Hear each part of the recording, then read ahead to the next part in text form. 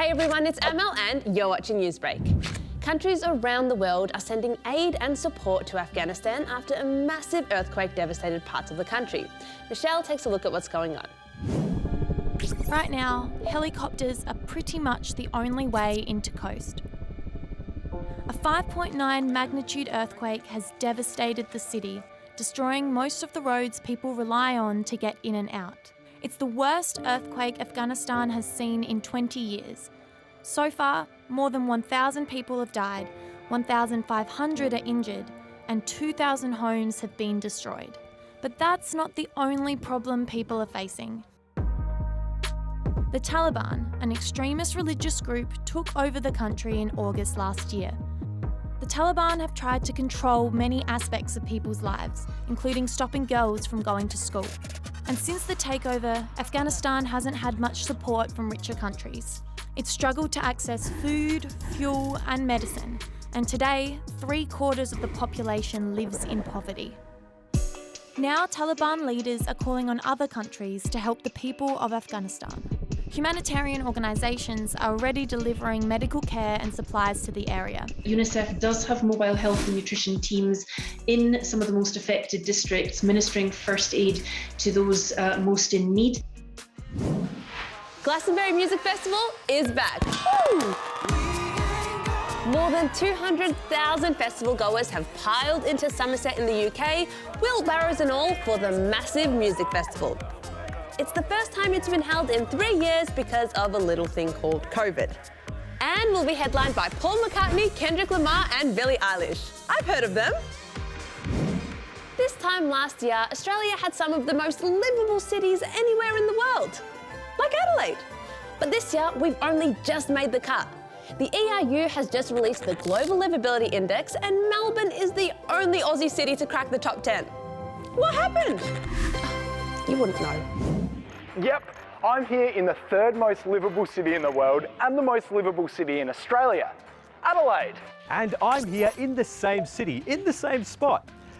But things have changed. A lot.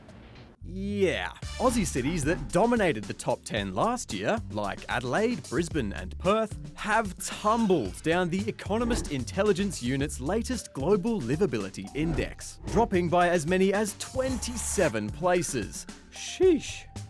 This year's top spots have been taken by mostly European cities, like Vienna, Copenhagen and Zurich.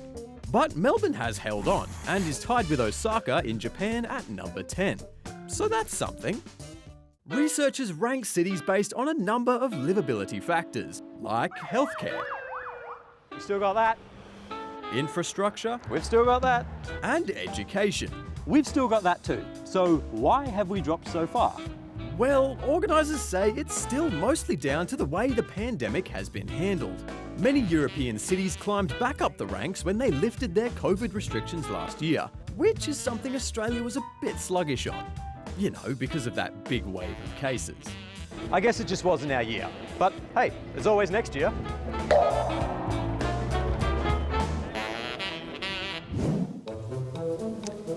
Have you ever found yourself wondering what some British owls in Yorkshire are doing?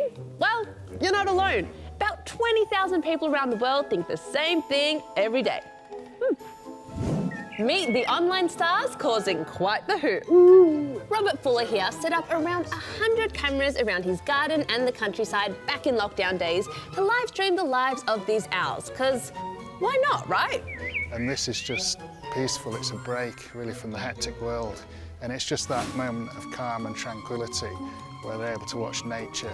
Now, thousands of people from South Korea to the US to the Netherlands tune in every day. It's so peaceful and comforting compared to something like sports where everyone's yelling. Well said. And viewers catch some pretty wild moments, like this video which has got more than 24 million views online.